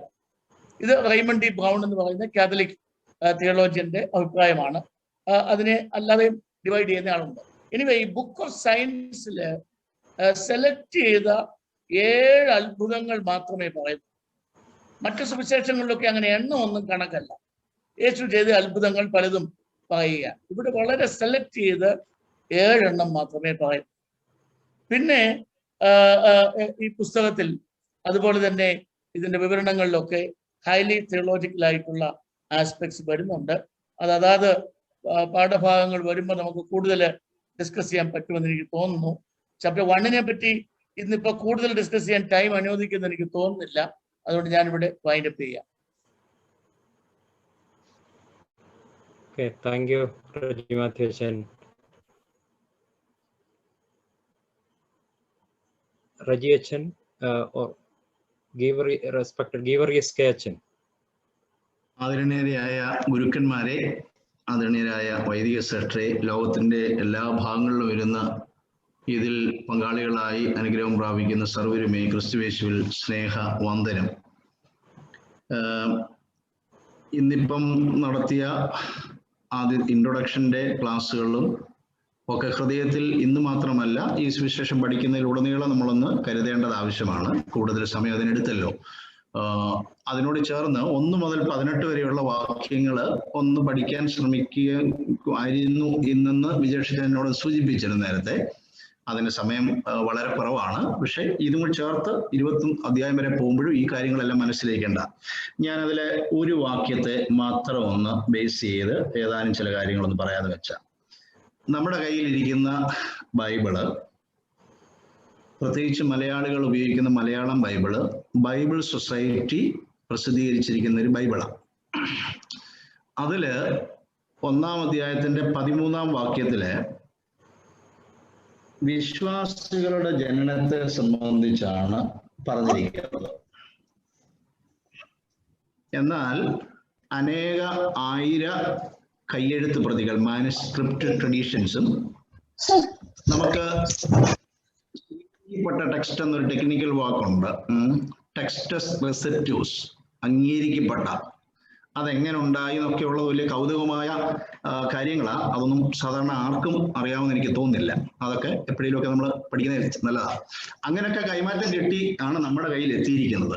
ഇതില് സത്യത്തിൽ ഓർത്തഡോക്സ് സ്റ്റഡി ബൈബിൾ എന്ന ലോകത്തിൽ പല ഭാഗത്തുള്ളവരൊക്കെ ആധികാരികമായിട്ട് ഉപയോഗിക്കുന്ന ഈ ബൈബിളിൽ പോലും അവർ എന്നുള്ളതാണ് പറഞ്ഞിരിക്കുന്നത്. എന്നാൽ ഗ്രീക്ക് ബൈബിളിൽ തന്നെ ആ വേർഡ്സിന് താഴെ നോട്ട് കൊടുത്തിട്ടുണ്ട്. അനേക നോട്ടുകളുണ്ട്. അതിന് വേരിയൻ റീഡിങ്സ് എന്ന് പറയും. വിഭിന്നമായ വ്യത്യസ്തമായ വായന. ഒരു പാഠഭാഗത്തെ തന്നെ വിവിധ തരത്തിൽ മാനുസ്ക്രിപ്റ്റ് ട്രഡീഷൻ അനുസരിച്ച് വ്യാഖ്യാനിക്കാം. അപ്പോൾ ഇപ്പോൾ രൂപകൽപ്പന ചെയ്തുകൊണ്ടിരിക്കുന്ന നമ്മുടേതായ വേദപുസ്തകത്തിൽ ആ വേരിയൻ റീഡിങ്ങിൽ ഒന്നിനെയാണ് സ്വീകാര്യമായി നമ്മൾ എടുക്കുന്നത്. അത് നമ്മൾ മാത്രമല്ല, മറ്റു പലരും എടുത്തിട്ടുമാണ്. അങ്ങനെ വരുമ്പോൾ 13-ാമത്തെ വാക്യത്തിൽ അവർ ജഡത്തിന്റെ ഇച്ഛയാലും പുരുഷന്റെ ഇച്ഛയാലും എന്ന് അല്ല പറയേണ്ടത്. നമുക്കറിയാം ആദിയിൽ വചനം ഉണ്ടായിരുന്നു എന്ന് പറഞ്ഞു. ആദി ഏതെന്ന് നിർണ്ണയിക്കാൻ കഴിയാത്ത കാലഘട്ടത്തിൽ ഒരു ആദിയിൽ എന്ന് പറഞ്ഞാൽ സുവിശേഷം എഴുതുന്ന ആദിയിൽ എന്നേ പറയാൻ പറ്റത്തുള്ളൂ. കാരണം എവിടെ നിന്ന് തുടങ്ങുന്നു എന്ന് നമുക്കറിയത്തില്ല. അനിശ്ചിതത്വമായി ഇങ്ങനെ കിടക്കുക. ടൈം നമുക്ക് ആ ആദിയിൽ ഉണ്ടായിരുന്ന വചനത്തെ കുറിച്ച് പറഞ്ഞിട്ട് ഇടയ്ക്ക് വെച്ച് യോഹന്നാൻ അവൻ എന്ന് പറയുക. അപ്പോൾ when did the logos become he എന്ന് കൃത്യമായി പറയുന്നില്ല. പോട്ടെ, അത് തന്നെ ലോഗോസിനെ കുറിച്ചൊക്കെയുള്ള വലിയ കൺസെപ്റ്റുകളൊന്നും ചർച്ച ചെയ്യാൻ നമുക്ക് ഇന്നല്ല, അനേക ക്ലാസ്സുകൾ നമുക്ക് വേണ്ടി വരും. അപ്പോൾ അങ്ങനെ പറഞ്ഞു വരുന്നിടത്ത് യേശു ക്രിസ്തു ആകുന്നു എന്നുള്ളത് കൊണ്ട് 10-ാം വാക്യത്തിൽ അവൻ ലോകത്തിൽ ഉണ്ടായിരുന്നു, ലോകവും അവൻ മുഖാന്തരം ഉളവായി. അപ്പൊ ഇത് അവൻ എന്നുള്ളത് ആരാന്ന് പറയാതെ ഒരു എന്താ പറയുക ക്രാഷ് ലാൻഡിങ് എന്നുള്ള നിലയിൽ അവിടെ മുതൽ യേശു ക്രിസ്തുവിലേക്ക് ഈ ഫിലോസഫിക്കൽ വേൾഡിൽ പറഞ്ഞ ആദിയിൽ ഉണ്ടായിരുന്നു എന്ന് പറഞ്ഞ ഇൻ ദ ബിഗിനിങ് എന്നൊക്കെ പറഞ്ഞ് വിശേഷിച്ചത് pinpointing to a particular person who is none other than Jesus Christ, the incarnate word. അവിടെ കഴിഞ്ഞാല് 11-ാം വാക്യവും കഴിഞ്ഞാൽ അവനെ സ്വീകരിച്ച് അവന്റെ നാമത്തിൽ വിശ്വസിക്കുന്ന ഏവർക്കും ദൈവമക്കളാകുവാൻ അവൻ അധികാരം കൊടുത്തു. അപ്പൊ ഇത് ഒരു വലിയ സംഗതിയാണ്. ദൈവം മനുഷ്യർക്ക് അധികാരം കൊടുത്തു എന്നുള്ളതാണ്. എക്സൂസി എന്നുള്ള വാക്ക് തന്നെയാണ് അവിടെ ഉപയോഗിക്കുന്നത്. അധികാരം കൊടുത്തു. ആ അധികാരം ലഭിക്കണമെങ്കിൽ ലോകത്തിൽ ദൈവവും മനുഷ്യനും തമ്മിലുള്ള ഒരു ഓണ്ടോളജിക്കൽ ബന്ധം, ഒരു അസ്തിത്വപരമായ ജൈവപരമായ ഒരു ബന്ധം, ഫിസിക്കൽ എന്ന് വേണേ പറയാം ഒരു സെൻസിൽ, പക്ഷെ ഫിസിക്കൽ ബന്ധമല്ല, അടിസ്ഥാനം ഇടുന്ന ഒരു ബന്ധം ഉണ്ടാകണം. അതിന് ദൈവം അതുപോലെ മനുഷ്യനായി അവതരിക്കണം. അതുകൊണ്ട് therefore 13ാമത്തെ വേഴ്സ്, അവൻ രക്തത്തിൽ നിന്നല്ല, ജഡേച്ഛയാലല്ല, പുരുഷേച്ഛയാലുമല്ല, പിന്നെയോ അവൻ ജനിച്ചത് ദൈവത്തിൽ നിന്നാകുന്നു എന്ന് അഫർമേറ്റീവായിട്ട് പറയേണ്ടി വരും. യേശു അങ്ങനെ ജനിച്ചെങ്കിൽ മാത്രമേ യേശുവിൽ ജനിക്കുന്ന നാമും ഇതുപോലെ ഒരു ജനനത്തിൽ കൂടെ ദൈവമക്കളാകുകയുള്ളൂ, ആ അധികാരം കിട്ടുകയുള്ളൂ. അപ്പോ this is the ontological, this is the theological basis by which every believing person, every believer become a son of God or a daughter of God. അതായി തീരുന്നതിന്റെ അടിസ്ഥാനമാണ്. അതുപോലെ തന്നെ തിരുമേനിയുടെ പ്രഭാഷണത്തിന്റെ സമയത്ത് തിരുമേനി ഒന്ന് പറഞ്ഞു, എത്ര പേർക്ക് അത് കറക്റ്റായിട്ട് മനസ്സിലായെന്ന് അറിയത്തില്ല. കാരണം നമുക്ക് കിട്ടിയിരിക്കുന്ന വേദപുസ്തകത്തിന്റെ 1-ാം അധ്യായത്തിന്റെ 18-ാം വാക്യത്തില് പിതാവിന്റെ മടിയിൽ ഇരിക്കുന്ന എന്നൊരു ട്രഡീഷണൽ കൺസെപ്റ്റിൽ വന്നിട്ടുണ്ട്. അത് ജൂയിഷ് ചിന്തയിൽ നിന്ന് തന്നെ വന്നിട്ടുള്ളതാണ്, മടിയിൽ ഇരിക്കുക എന്നുള്ളത്. പക്ഷെ തിരുമേനി പറഞ്ഞപ്പോൾ പ്രത്യേകം ശ്രദ്ധിച്ചു കാണുമായിരിക്കും നിങ്ങൾ, മാർവോട് ചേർന്നിരിക്കുന്നതെന്ന യോഹന്നാന്റെ സുവിശേഷത്തിൽ അതിന് പ്രത്യേക പ്രാധാന്യമുണ്ട് എന്നുള്ളത് നമുക്കറിയാം. ശരിക്കും ട്രാൻസ്ലേറ്റ് ചെയ്യുന്നത് നല്ലത് അത് ബൂസം എന്നുള്ളതിനേക്കാളും ബ്രസ്റ്റ് ആണ് എന്ന് പറഞ്ഞു കഴിഞ്ഞാൽ മാറോട് ചേർന്നിരിക്കുക. പഴയ കാലത്ത് യഹൂദ പാരമ്പര്യ അവരുടെ ഒരു സംസ്കാരത്തില് ഒരു മനുഷ്യന്റെ ഹൃദയത്തോട് ചേർന്നിരിക്കുക, അത് ചിന്ത കൊണ്ടും സ്നേഹം കൊണ്ടും ഒക്കെയുള്ള ഒത്തിരി സോഷ്യൽ ഡയമെൻഷൻസ് അതിലുണ്ട്. അപ്പോൾ മടിയിലിരിക്കുന്നതിനേക്കാൾ കൂടുതൽ ഹൃദയം, പ്രത്യേകിച്ച് യഹൂദ ചിന്തയിൽ ഹൃദയം ഒരു മനുഷ്യന്റെ ഈസ് ദ എംബഡിമെന്റ് ഓഫ് തോട്ട്സ്, നിലവുകളെയും അതുപോലെ തന്നെ ഈ എല്ലാ സർവ്വവിചാര വികാരങ്ങളുടെയും ഒരു മോഡേൺ സൈക്കോളജിയും അല്ലെങ്കിൽ മനുഷ്യനെ ഇങ്ങനെ കമ്പാർട്ട്മെന്റലൈസ് ചെയ്യുന്നതൊക്കെ അടുത്ത കാലത്ത് മാത്രം ഡെവലപ്പ് ചെയ്തിരിക്കുന്ന ശാസ്ത്രമാണ്. അതുകൊണ്ട് ഇന്റഗ്രിറ്റി ഉള്ള ഒരു പേഴ്സണലായിട്ട് ഒരു കമ്പോസ്റ്റ് ബീയിങ് ആയിട്ട് മനുഷ്യനെ കാണുവാണെങ്കിൽ ദൈവത്തിന്റെ ഹൃദയത്തോട് ചേർന്നിരിക്കുന്നത്, ദൈവത്തിന്റെ ഹൃദയം പകർന്ന ക്രിസ്തു, മനുഷ്യൻ പകർന്ന് ഇൻകാർണേറ്റ് ചെയ്തവൻ, അവനോട് ചേർന്ന എനിക്ക് തോന്നുന്നു വിശേഷജനോ അല്ലെങ്കിൽ താല്പര്യം ഉണ്ടെങ്കിൽ ഈ ഭാഗം തന്നെ കുറച്ചുകൂടെ എലാബറേറ്റ് ചെയ്യേണ്ടത്. കാരണം നമ്മുടെ അടിസ്ഥാനം എന്ത് എന്നുള്ളതും എന്തുകൊണ്ട് നാം ക്രിസ്തുവിൽ വിശ്വസിക്കുന്ന ലോകത്തിന്റെ പല ഭാഗത്തിരുന്ന് കേൾക്കുന്ന ആളുകൾക്ക് അറിയാം, അവിടെയൊക്കെ ഈ ആശയങ്ങളൊക്കെ തട്ടിമറിക്കപ്പെട്ടു പോയി, അവിടെ ക്രിസ്തുമതത്തിന് പ്രസക്തി ഇല്ലാതായി. ഇതേ പ്രസക്തിയില്ലായ്മ ലോകത്ത് സർവ്വടത്തും വ്യാപിക്കുന്നുണ്ട്, അത് വളരെ ശക്തമാണ്. അപ്പൊ അതുകൊണ്ട് അതിൽ നിന്ന് വിഭിന്നമായി ശക്തമായി യേശുവിനെ അവതരിപ്പിക്കാനാണ് സുവിശേഷകൻ സമയം കണ്ടെത്തി വളരെ പ്രതിസന്ധിയിൽ കൂടി ഇത് എഴുതിയത്. അതുകൊണ്ട് നമ്മൾ പരിചിന്തനം ചെയ്യുമ്പോൾ നമ്മുടെ ജീവിതത്തിന്റെ അടിസ്ഥാനം, മോശ എന്ത് തന്നി, ക്രിസ്തു നമുക്ക് യുണീക്കായി എന്ത് തന്നി, നമ്മൾ എങ്ങനെയുള്ളവരാണ്, നമ്മൾ ആരാകുന്നു എന്നൊക്കെ ഉള്ളത് വളരെ കാര്യമായി പഠിക്കണം. ഏതായാലും ഇങ്ങനെ ഒരു അവസരം ലഭിച്ചതിൽ സന്തോഷം. ഇത് കൂടുതൽ പരിപോഷിക്കപ്പെട്ട് അനേകായിരങ്ങൾക്ക് ലോകത്തിന്റെ വിവിധ ഭാഗങ്ങളിൽ ഇരുന്ന് ഇത് കൂടുതൽ പഠിക്കാനും മനസ്സിലാക്കാനും ഇടയാകട്ടെ എന്ന് ആശംസിക്കുന്നു. തൽക്കാലം നിർത്തുന്നു. റജി കെ അച്ഛൻ, നമ്മൾ ഇന്നിപ്പോ ഇവിടെ ഒരു ബ്രീഫായിരിക്കുന്ന ഒരു ഇൻട്രൊഡക്ഷനെ സമയം കിട്ടുന്നുള്ളൂ. കുറച്ചുകൂടെ ഡീറ്റെയിൽഡ് ആയിട്ട് അച്ഛൻ പറഞ്ഞതുപോലെ നമുക്ക് ഡിസ്കസ് ചെയ്യേണ്ടതായിട്ടുണ്ട്. അപ്പം അടുത്തതിൻ്റെ പിന്നത്തെ ബുധനാഴ്ച നമുക്ക് ഈ ഭാഗം തന്നെ ചാപ്റ്റർ 1 വേഴ്സസ് 1 to 18 ഒന്നുകൂടെ ഡീറ്റെയിൽഡ് ആയിട്ട് ഡിസ്കസ് ചെയ്യേണ്ടി വരും. ഇപ്പം എബ്രഹാം തോമസ് അച്ഛൻ ഉണ്ടെങ്കിൽ അച്ഛന് ആഡ് ചെയ്ത് എന്തെങ്കിലും സംസാരിക്കുക, അല്ലെങ്കിൽ മേഴ്സി കൊച്ചമ്മയും ജോജി അച്ഛനും ഉണ്ട്, അവരും കൂടെ ഒന്ന് പറഞ്ഞ് നമുക്ക് ഇത് ഈ ഡിസ്കഷൻ അവസാനിപ്പിക്കാം. അറ്റ് ദി എൻഡ് ആർക്കെങ്കിലും എന്തെങ്കിലും ചോദിക്കാനുണ്ടെങ്കിൽ അതിന് ഒരു സ്വല്പ സമയം എടുക്കാം. Thank you, Bijesh Acha. I was actually planning to be a listener and a student here. കാരണം പ്രത്യേകിച്ച് ദിമത്രിയോസ് തിരുമേനിയുടെ ഇൻട്രൊഡക്ഷന് it brought back a lot of memories of my BD final year. So thank you very much. I just want to learn from here. ഒരു കാര്യം മാത്രം എൻ്റെ മനസ്സിൽ പെട്ടെന്ന് വന്നത്, ഈ ഏർലി ക്രിസ്ത്യൻ ഫാദേഴ്സിന്റെ ജോണിന്റെ ഗോസ്പലിന്റെ, സെയിന്റ് ജോണിന്റെ ഗോസ്പലിന്റെ ഇന്റർപ്രിട്ടേഷൻ നമുക്ക് കുറച്ച് അതോടെ സമാന്തരമായിട്ട് വെച്ച് പോകുന്ന സമയത്ത് ഈ critical apparatus, of course those things are certainly important. നമ്മൾ കുറച്ചുകൂടി അവർ അന്വേഷിക്കുന്ന അതായത് ഇതിന് വന്നിട്ടുള്ള വ്യാഖ്യാനങ്ങളുടെ ഒരു പ്രാധാന്യത്തെ സംബന്ധിച്ച് ഒരു വാചകം മാത്രം, അതായത് ഒരു ഏർലി ക്രിസ്ത്യൻ ട്രഡീഷനിൽ ഒരാളിലെ തിയോളജിയൻ എന്ന് കണക്കാക്കിയിരുന്നത് ജോണിന്റെ ഗോസ്പലിന് വ്യാഖ്യാനം എഴുതുമ്പോഴാണ്. അതുകൊണ്ട് തന്നെ ക്രിസ്ത്യൻ ട്രഡീഷനിൽ മാത്രമല്ലാതെ ജനറൽ ഗ്രീക്ക് ട്രഡീഷനിൽ പോലും ഹെറാക്ലിയൻ പോലെയുള്ള ക്രിസ്ത്യൻ ട്രഡീഷനിൽ അല്ലാത്തവരും ഇതിന് വ്യാഖ്യാനം എഴുതി എന്നുള്ളത് ശ്രദ്ധേയമാണ്. അതുകൊണ്ട് അതിനോടുള്ള ഡിഫൻസിൽ തന്നെ ഏർലി ക്രിസ്ത്യൻ ഫാദേഴ്സ് ഇതിനോട് റെസ്പോണ്ട് ചെയ്യുന്നുണ്ട്. അപ്പൊ ഒരുപക്ഷേ നേരത്തെ സൂചിപ്പിച്ചിട്ടുള്ളതുപോലെ ഇത്രമാത്രം വ്യാഖ്യാനങ്ങൾ രചിക്കപ്പെട്ടിട്ടുള്ള ഒരു വേദപുസ്തക ഭാഗം, സുവിശേഷമോ ജനറലി സ്പീക്കിംഗ് പുസ്തകമോ ഉണ്ടായിട്ടില്ല എന്നുള്ളത് ഇതിന്റെ ഒരു പ്രാധാന്യമായിട്ട് തോന്നുന്നു. അതുകൊണ്ട് ബഹുമാനപ്പെട്ട all the teachers here, I'm sure they will be able to contribute more towards this, and all good wishes and prayers. Thank you, HF, for counting me in. I would rather prefer to learn. Thank you. Okay, thank you. Mercy Kochama.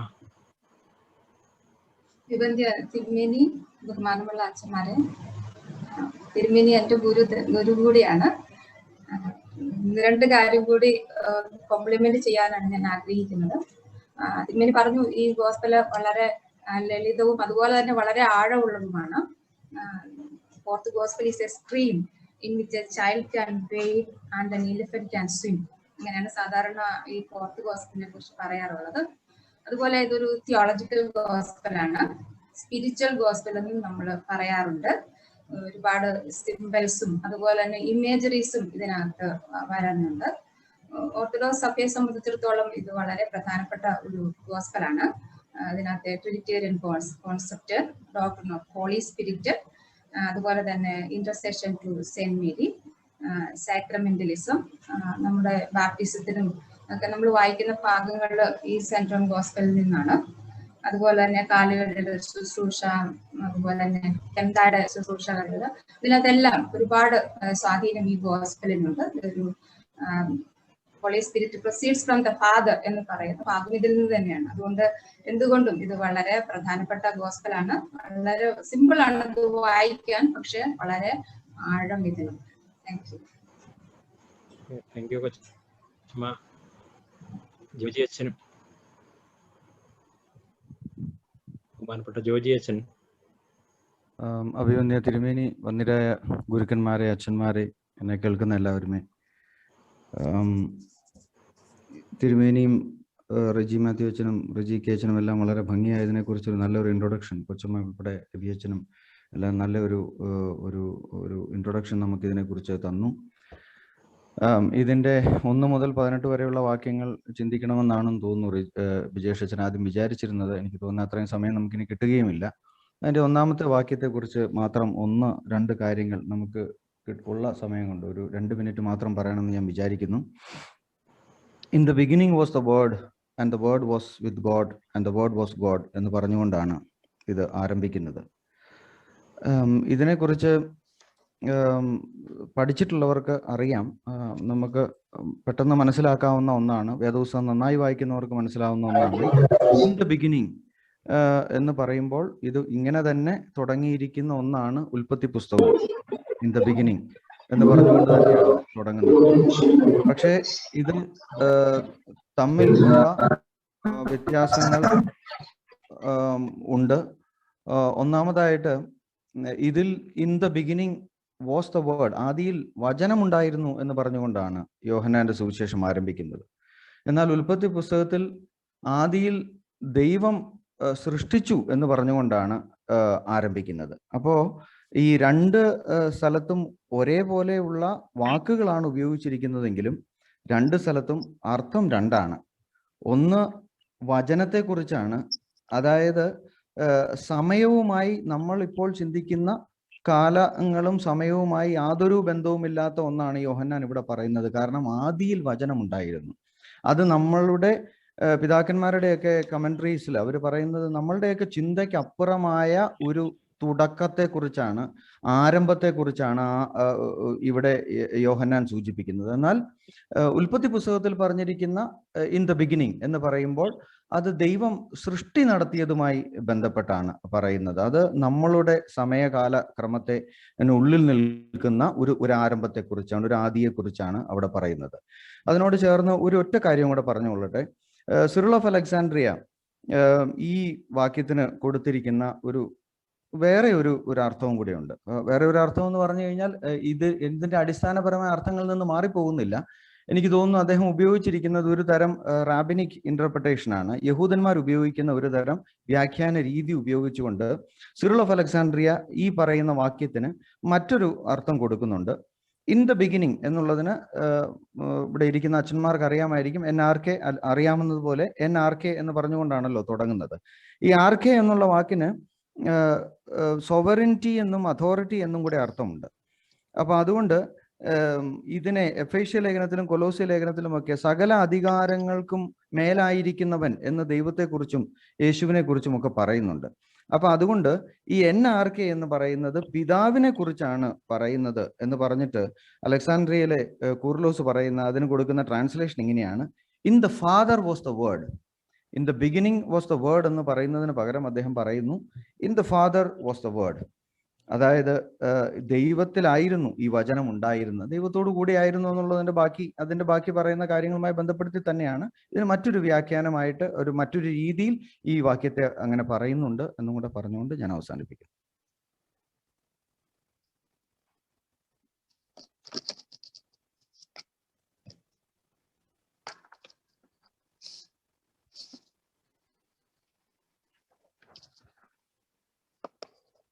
Vijay is muted. Sorry.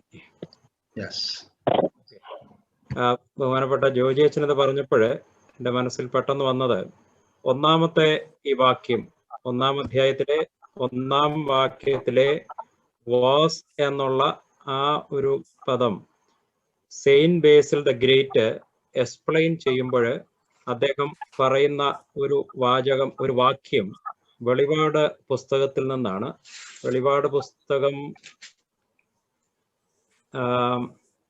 1-ാം അധ്യായത്തിലെ 8-ാമത്തെ വാക്യത്തിൽ പറയുന്നുണ്ട്, I am the Alpha and the Omega, the beginning and the end, says the Lord, who is and who was and who is to come. Who was, ആ was എന്നുള്ളതിൻ്റെ അർത്ഥതലത്തിൽ നിന്ന് വേണം ഈ was explain ചെയ്യാനെന്ന് സെയിന്റ് ബേസിൽ ദ ഗ്രേറ്റ് പറഞ്ഞിട്ടുണ്ട്. അപ്പൊ അത് തീർച്ചയായിട്ടും ഒരു ടൈമിനും സ്പേസിനും ബിയോണ്ട് ആയിരിക്കുന്ന ഒരവസ്ഥയെക്കുറിച്ചുള്ള ഒരു സൂചനയും കൂടിയാണ്. ഏതായാലും സൃഷ്ടി നടത്തിയ ദൈവം രക്ഷയ്ക്കായി സ്നേഹത്തോടെ ചരിത്രത്തിൽ ഇടപെടുന്നതിനെ കുറിച്ചുള്ള ശക്തമായിരിക്കുന്ന ഒരു സൂചനയാണ് നമുക്ക് 1-ാം അധ്യായത്തിൽ ലഭിക്കുന്നത്. അതുകൊണ്ടാണ് ഇവിടെ ക്രിയേഷനെ കുറിച്ചും പറഞ്ഞിരിക്കുന്നത്, അവൻ മൂലം സകലതും ഉളവായി. അത് പറഞ്ഞുകൊണ്ടാണ് പിന്നെ ആ ഇൻകാർണേഷനും രക്ഷയും എല്ലാം എക്സ്പ്ലെയിൻ ചെയ്യുന്നത്. ഇത് പരസ്പരം ബന്ധിതമാണ്. സൃഷ്ടി നടത്തിയവൻ സ്നേഹപൂർവ്വം അതിൻ്റെ കണ്ടിന്യൂവേഷനായിട്ട് രക്ഷയും ഒരുക്കുന്നുവെന്ന് നമുക്ക് കാണാനായിട്ട് കഴിയും. ഇത് കൂടുതൽ നമുക്ക് തുടർ പഠനത്തിന് വേണ്ടി വീണ്ടും സംഗമിക്കാം. ഈ ഡിഫറെന്റ് പേഴ്സ്പെക്റ്റീവിലും ഒക്കെ പലരെ ചേർന്ന് സ്കോളേഴ്സ് ഷെയർ ചെയ്യുമ്പം ഒരു വിഷയത്തെക്കുറിച്ച് തന്നെ വിവിധ വശങ്ങളിൽ നിന്ന് നമുക്ക് ചിന്തിക്കാനായിട്ടുള്ള അവസരമാണ് ലഭിക്കുന്നത്. ഇപ്പൊ തന്നെ നമുക്കതൊന്ന് ഫീൽ ചെയ്തു. അഭിമന്യ ദിമിത്രിയോസ് തിരുമേനി, ബഹുമാനപ്പെട്ട KM ജോർജനും അതുപോലെ വന്യ വൈദികർ, മേഴ്സി കൊച്ചമ്മ എല്ലാവരും ഇതിലേക്കൊന്ന് കോൺട്രിബ്യൂട്ട് ചെയ്ത് ഇതൊരു തുടക്കം മാത്രമാണ്. നമുക്ക് ഇനി കുറച്ചും കൂടെ ടെസ്റ്റിലേക്ക് കടക്കുകയാണ്. From the next session onwards, we will be specifically focusing on certain passages. So I request all of you to come prepared by reading St. John Gospel chapter 1, especially from verses 1 to 18 for our further discussion and reflection in the next session. അതിന് നമ്മൾ പിരിയുന്നതിന് മുമ്പ് ആർക്കെങ്കിലും എന്തെങ്കിലും ഒന്ന് ചോദിക്കണമെന്നുണ്ടെങ്കിൽ ചോദിക്കാം. അതുപോലെ തന്നെ suggestions പിന്നീടാണെങ്കിലും അറിയിക്കാം. ലാംഗ്വേജിന്റെ കാര്യം അറിയത്തില്ല. എത്ര പേര് മലയാളത്തിൽ ഫോളോ ചെയ്യുന്നു, ഇംഗ്ലീഷ് ആവശ്യമുള്ളവർ എത്രയാണ്, ഇതൊന്നും അറിയത്തില്ല. ഇന്ന് ഏകദേശം 140ഓളം പേര് ഇതിൽ സംബന്ധിച്ചു എന്നുള്ളത് വളരെയധികം ശ്രദ്ധേയമാണ്, സന്തോഷത്തോടെ ഓർക്കുന്നു. ആർക്കെങ്കിലും എന്തെങ്കിലും ഈ ഒരു അവസരത്തിൽ ചോദിക്കാനുണ്ടെങ്കിൽ ഈ പറഞ്ഞതിന്റെ ബേസിലും ഒക്കെ ആയിട്ട് ഉണ്ടെങ്കിൽ ഫീൽ ഫ്രീ ടു ക്വസ്റ്റ്യൻ. അതുപോലെ തന്നെ ഇതിനോട് ചേർത്ത് എന്തെങ്കിലും ബ്രീഫായിട്ട് പറയാനുണ്ടെങ്കിൽ പറയാം. താങ്ക് യു അച്ഛ. ഞാനിത് ചെന്നൈയിൽ നിന്നാണ് വിളിക്കുന്നത്. ആ. അപ്പൊ ഇങ്ങനെ ഒരു പ്രോഗ്രാം നടത്തിയതിൽ വളരെ നന്ദിയുണ്ട്. കാരണം നമ്മുടെ ഓർത്തഡോക്സ് സഭയുടെ ഒരു പശ്ചാത്തലത്തിൽ നമ്മൾ അങ്ങനെ ബൈബിളിനെ പറ്റി ചർച്ച ചെയ്യുകയോ പഠനത്തിനോ ഒന്ന് കാര്യമായ സമയം കണ്ടെത്തുകയോ പ്രോത്സാഹിപ്പിക്കുകയോ ചെയ്യാനൊരു പതിവില്ല. പക്ഷെ ഇങ്ങനെ വിശുദ്ധ നോമ്പ് സമയത്ത് ഇത്തരം ഒരു ചർച്ച നടത്തിയതിലുള്ള സന്തോഷം പങ്കുവയ്ക്കുന്നു. അച്ഛൻ പറഞ്ഞു നമുക്ക് ഇനി അടുത്ത സെഷനുകളിലേക്ക് വരുമ്പോൾ ഇതിന്റെ കണ്ടന്റിലേക്കും കൂടുതൽ ചർച്ച വരുന്നുണ്ടെന്ന് പറഞ്ഞതിൽ വളരെ നന്ദിയുണ്ട്. കാരണം ഞാൻ ഇന്ന് മനസ്സിലാക്കിയെടുത്തോളം നമ്മൾ ഇന്ന് സംസാരിച്ചത് കൂടുതലും അതിന്റെ ഒരു ചരിത്ര പശ്ചാത്തലവും അതിന്റെ ഗോസ്പൽ എഴുതിയ ഉള്ള സാഹചര്യങ്ങളും ഗ്രന്ഥകാരനെ സ്വാധീനിച്ച ഘടകങ്ങളും ഒക്കെയാണ് ഇന്ന് കൂടുതലും നമ്മൾ ചർച്ച ചെയ്തത്. ഇത് എന്റെ പ്രതീക്ഷ നമ്മൾ കൂടുതലും ഫെയ്ത്തിനെ പറ്റി, പ്രത്യേകിച്ചും ജോൺ ഗോസ്പലിന്റെ ഫെയ്ത്ത് ഡിക്ലറേഷൻ എന്നുള്ളൊരു വളരെ പ്രധാനപ്പെട്ട ഒരു കൺസെപ്റ്റാണ്, തീമാണ് ജോൺ ഗോസ്പലിൽ വരുന്നത്. അതേപ്പറ്റി കേൾക്കണമെന്നായിരുന്നു എനിക്ക് ആത്മാർത്ഥമായി എൻ്റെ ഒരു ആഗ്രഹം ഉണ്ടായിരുന്നു. പക്ഷെ ഇന്ന് എനിക്ക് അതിനെപ്പറ്റി ഒന്നും കേൾക്കാൻ കഴിഞ്ഞില്ല. എങ്കിലും അടുത്ത സെഷനുകളിൽ ഇത് വരുമെന്ന് അറിഞ്ഞതിൽ വളരെ സന്തോഷം പങ്കുവെക്കുന്നു. പിന്നെ ഒരു കാര്യം മാത്രം എനിക്ക് അതിൻ്റെ അടുത്ത് സംസാരിക്കുമ്പോൾ ഒരച്ഛൻ പരാമർശിച്ചായിട്ട് തോന്നി, ഇത് ഞാൻ മനസ്സിലാക്കിയത് കറക്റ്റായിട്ടാണോ എന്നുള്ളത് എനിക്കറിയില്ല. ഞാൻ മനസ്സിലാക്കിയത് ശരിയായില്ലെങ്കിൽ എന്നോട് ക്ഷമിക്കുക. കാരണം ഒരച്ഛൻ പറഞ്ഞു ഇതിന് പല അർത്ഥങ്ങളുണ്ട്, ഇതിനെ എടുത്തപ്പോൾ ആ വരികളിൽ മറ്റൊരു ചില അർത്ഥങ്ങളാണ്, അല്ലെങ്കിൽ അതേപ്പറ്റി നമ്മൾ ഉദ്ദേശിക്കുന്ന രീതിയിലല്ല വന്നിരിക്കുന്നത്. ഇത്തരമുള്ള പരാമർശങ്ങളും ചിന്തകളും വരുന്നത് എന്നെ സംബന്ധിച്ച് ഞാൻ കരുതുന്നത് വിശുദ്ധ വചനം എന്ന് പറയുന്നത് ദൈവവചനമാണ്. അതിന് ഉൽപ്പത്തി മുതൽ വെളിപാട് വരെ ഒരു വരിയും തെറ്റില്ല, ഒരു വരിയും മാറില്ല എന്നുള്ളത് വിശ്വസിക്കുന്ന ഒരാളാണ് ഞാൻ. അപ്പൊ ഇതിന് നമ്മുടെ വിശ്വാസികൾക്കിടയിൽ ആശയക്കുഴപ്പം ഉണ്ടാക്കുന്ന രീതിയിൽ, നമ്മൾ സാധാരണക്കാർക്കിടയിൽ ആശയക്കുഴപ്പം ഉണ്ടാക്കുന്ന രീതിയിലുള്ള ചില പരാമർശങ്ങൾ അഭിവന്ധ്യ ബഹുമാന്യരായ അച്ഛന്മാരിൽ നിന്നും ഇതേപ്പറ്റി കൂടുതൽ പാണ്ഡിത്യമുള്ളവരിൽ നിന്നും വരുന്നത് വ്യക്തിപരമായി എനിക്ക് അതിൽ വളരെ വിഷമമുണ്ട്. ആ രീതിയിൽ ഒരു ചിന്താഗതി നമ്മൾ വളർത്തുന്നു, പ്രോത്സാഹിപ്പിക്കുന്നു ശരിയല്ല എന്നുള്ളൊരു അഭിപ്രായം വിനയപൂർവ്വം മാത്രം പങ്കുവച്ചുകൊണ്ട് ഞാൻ നിർത്തുന്നു. താങ്ക് യു അച്ഛ. എന്റെ പേര് പുന്നൂസ് എന്ന് പറയും.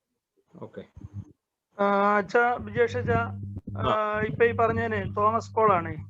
ഒരു വാക്കൊന്ന് പറഞ്ഞോട്ടെ. അതായത് അദ്ദേഹം പറഞ്ഞത്, റജിയച്ചൻ പറഞ്ഞത്, നമ്മൾ സത്യവേദ പുസ്തകം എന്ന് പറയുന്ന ബൈബിൾ സൊസൈറ്റിയുടെ പുസ്തകത്തെ ആസ്പദമാക്കി നമ്മുടെ രൂഢമൂലമായ ആശയങ്ങളെ വെച്ചുകൊണ്ടാണ് അദ്ദേഹം സംസാരിക്കുന്നത്. നമുക്ക് അങ്ങനെ ഒരു സ്ഥിരമായ ഒരു ആശയം എന്ന് പറയാനൊക്കത്തില്ല. നമ്മൾ ഓർത്തഡോക്സിയില് നമ്മുടേതായ ബൈബിളുകൾ പലതുണ്ട്. എല്ലാ ബൈബിളുകളും എല്ലാ സാമാന്യ ജനങ്ങൾക്കും അത്രമാത്രം ബോധ്യവുമില്ല. അതുകൊണ്ട് വരുന്ന ഒരു ആശയക്കുഴപ്പമാണോ എന്നാണ് അദ്ദേഹം പ്രകടിപ്പിച്ചതിനകത്ത് വരുന്നത് എന്നാണ് എനിക്ക് സംശയം. പിന്നെ റജി മാത്യു അച്ഛൻ ഒരു വാക്ക് ഇത് പറഞ്ഞ് നമുക്കത് കൺക്ലൂഡ് ചെയ്യാം ഈ വിഷയത്തോട് ബന്ധപ്പെട്ട്. സാധാരണ മനുഷ്യർക്ക് പെട്ടെന്നുണ്ടാകുന്ന ഒരു റിയാക്ഷൻ ആണ് ഇവിടെ നമ്മുടെ പ്രിയ സ്നേഹിതനെ അവതരിപ്പിച്ചത് ആദ്യം. അപ്പോൾ എന്താണ് വചനം എന്നുള്ളത് തന്നെ ഈ സെന്റ് ജോൺ ഗോസ്പൽ 1 വളരെ വ്യക്തമായിട്ട് പറയുന്നു. വചനം ജഡമായി നമ്മുടെ ഇടയിൽ പാർത്തു. Christ is the word of God. അല്ലാതെ നമ്മൾ അച്ചടിച്ച ഒരു വാക്കല്ല വചനം എന്ന് പറയുന്നത്. അത് നമുക്ക് കൂടുതൽ യോഹന്നാന്റെ സുവിശേഷത്തില് പഠിക്കുമ്പോൾ ആ ആശയത്തെ പറ്റി കൂടുതൽ പഠിക്കാനായിട്ട് സാധിക്കും. അദ്ദേഹം ഇന്നത് തന്നെ പറഞ്ഞത് വളരെ നല്ലതാണ്. കാരണം നമുക്കൊരു ഡിബേറ്റും ഒരു സംശയ നിവാരണമൊക്കെ ഉണ്ടാകുന്നത് നല്ലതാണ്. റജി വർഗീസ് അച്ഛൻ വളരെ നല്ല ഉദ്ദേശത്തിൽ ഇത് ആദ്യം എഴുതപ്പെട്ടത് ഗ്രീക്ക് ഭാഷയിലായതുകൊണ്ട് ആ ഗ്രീക്ക് കൈയെഴുത്ത് പ്രതികളിൽ കൂടെ പരിശോധിക്കണം എന്നുള്ള അർത്ഥത്തിലാണ് അച്ഛൻ പറഞ്ഞത്. അവർ രണ്ടുപേരും പറഞ്ഞത് നല്ല ഉദ്ദേശത്തിലാണ്. നമുക്ക് കൂടുതൽ ഇത് പഠിക്കാനായിട്ട് സാധിക്കും എന്ന് ഞാൻ പ്രതീക്ഷിക്കുന്നു.